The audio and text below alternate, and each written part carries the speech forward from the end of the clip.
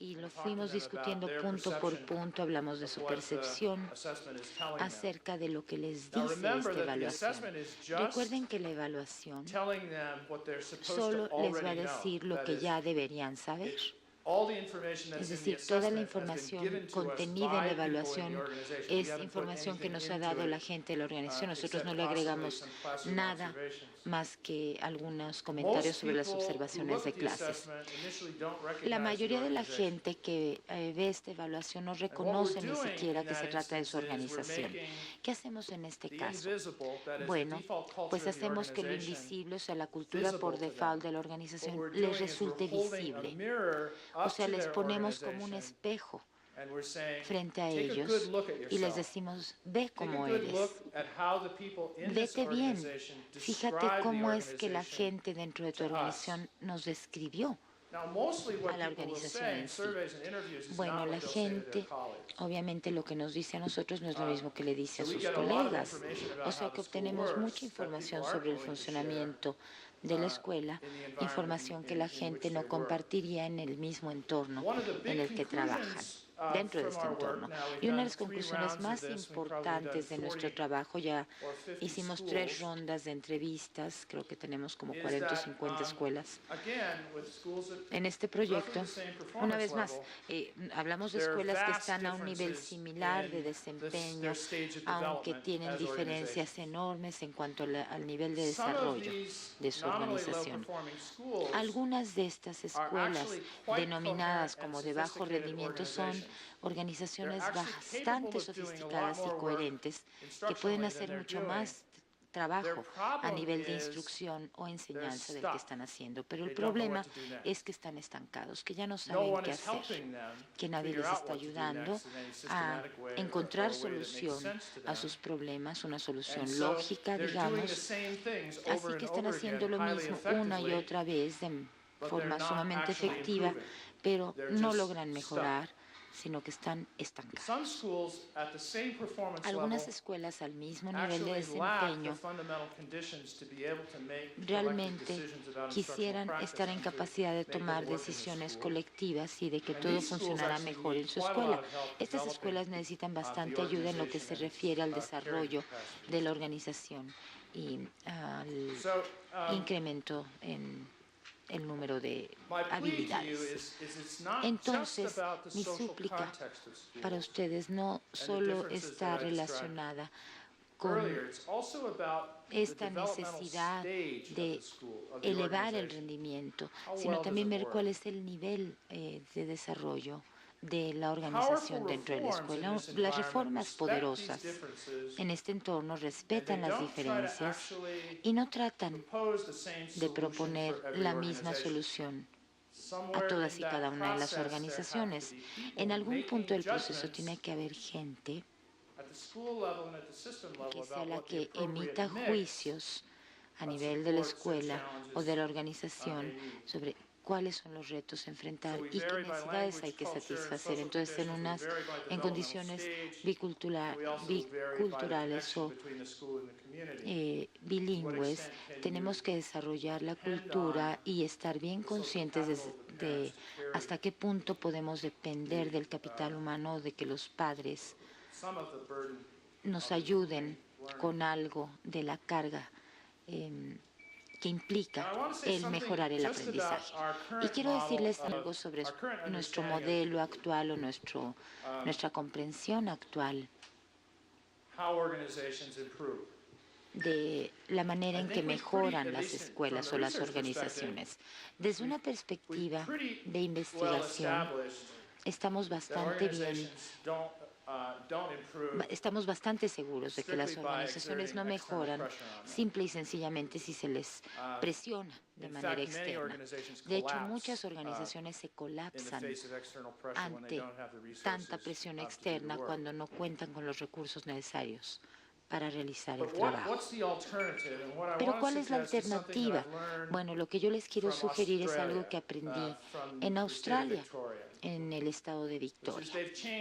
Ellos lo que hicieron fue cambiar toda su perspectiva sobre lo que es la rendición de cuentas, cambiaron todo su modelo de lo que lo que significa el crecimiento y desarrollo a nivel de los adultos y los niños, o los estudiantes, mejor dicho, tienen algo en Australia que se llama el aprendizaje de la cultura. Así que cada vez que uno le pide a un individuo que haga algo, lo que crean es una matriz de desarrollo que contiene distintos dominios y niveles, ¿sí?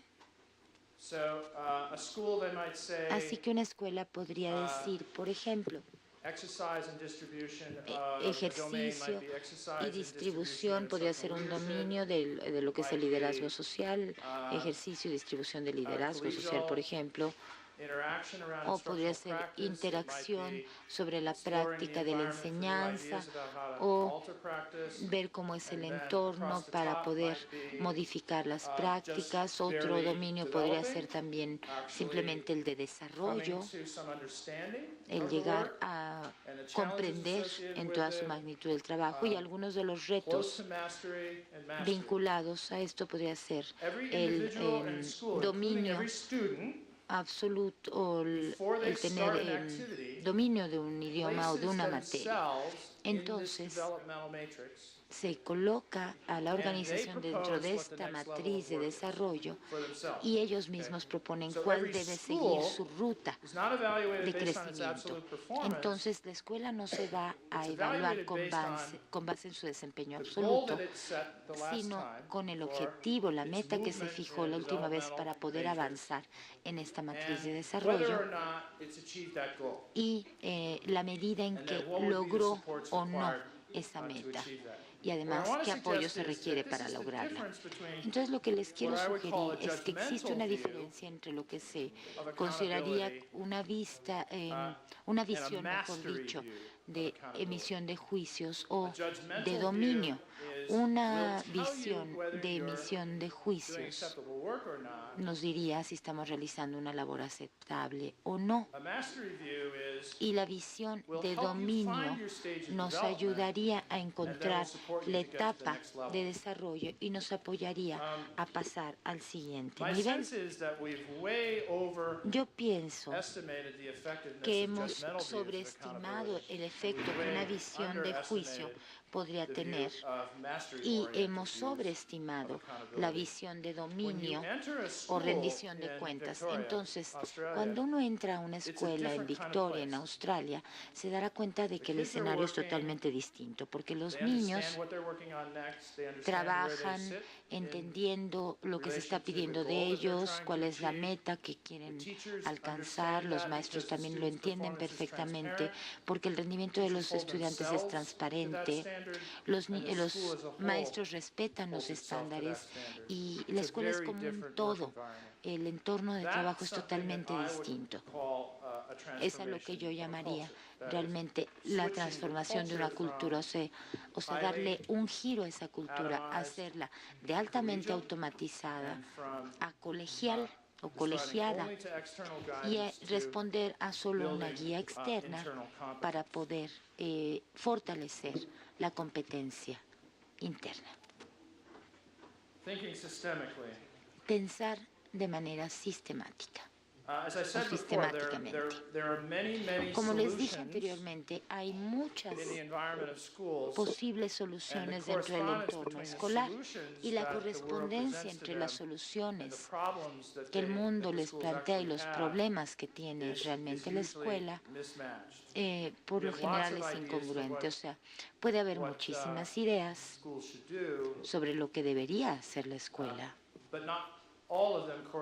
pero no todas ellas corresponden a lo que las escuelas necesitan que tienen que hacer para mejorar.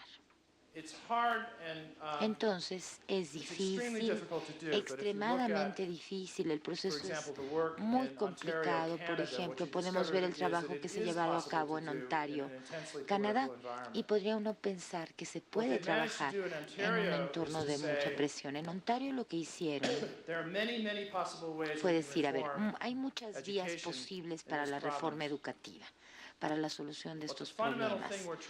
Pero lo más importante Lo que sí debemos lograr es apoyar a nuestros niños a que aprendan a leer y escribir, a que sean más poderosos, más capaces en el uso del idioma, de construcción de textos y tener más una educación científica. Es decir, nos vamos a concentrar básicamente en apoyar a la gente para que logre sus metas y les vamos a dar los recursos necesarios para crear un entorno muy favorable que les permita crecer. Este fue un movimiento muy valeroso a nivel político, fue polémico porque implicaba una gran cantidad de atención, de disciplina, de concentración de los niveles medios y superiores de asistencia o de apoyo, pero también se le ofreció al alumnado lineamientos muy claros sobre hacia dónde estaban todos caminando, cuál era la vía a seguir, cómo debería ser un aula en el que los niños trabajaran de manera favorable, positiva, apoyados y además tuvieron también buenos lineamientos y altos contenidos o contenidos que les parecían por lo menos atractivos e interesantes. Entonces las políticas nos ofrecen lineamientos que a veces son difíciles de entender. La diferencia entre la guía y el control es que cuando uno cree en el control, pues lo que cree es que está uno a otro nivel del sistema y que si jala una palanquita va a pasar algo o va a poder hacer otra cosa. Y no, la guía es otra cosa. La guía requiere de respeto, de conocimiento de la persona en la que estamos tratando de influir y también consiste en aumentar su capacidad de manera que uno les dé las facultades necesarias para hacerlo. Nos queda mucho trabajo por hacer. Empezamos a considerar en una forma mucho más poderosa esta parte sistémica. La primera parte sería, y la más difícil de hecho, es limitar el número de intervenciones e innovaciones que estamos imponiendo sobre la escuela para regresar un poco, pensar sobre el problema de transformación cultural en la escuela y proporcionar el tipo de guía y apoyo que se requiere para lograr eso. Contrario a lo que tenemos como objetivos programáticos de acuerdo a las políticas elaboradas.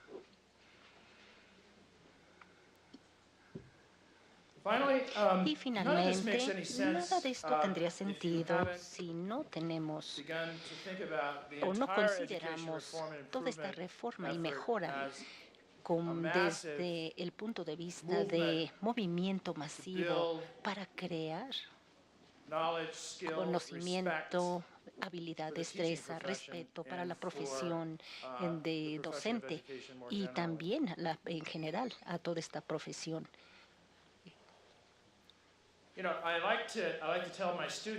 Me gusta decirles a mis estudiantes que cada vez en junio, más o menos cada año en junio, hay graduados, se gradúan y son 450 doctores de la escuela, de la Facultad de Medicina de Harvard. Y realmente ellos lo que hacen es que caminan a través de una tarima, reciben un diploma que dice doctor en medicina. Lo que me gusta preguntar a mis estudiantes y al público en general es, ¿te gustaría que alguien te tratara o que tú fueras el doctor de algunas de estas personas? Y muchas personas levantan la mano y responden, sí, yo quiero que sea mi doctor, porque es un doctor que se preparó en Harvard, claro. Es decir, hay algunos impulsos suicidas, pero bueno, la verdad es que en la profesión médica, ninguna de estas personas está autorizada para practicar la medicina sin una supervisión. Y no se les va a autorizar a practicar la medicina durante 5 años más sin supervisión. Y esto es lo que es la profesión.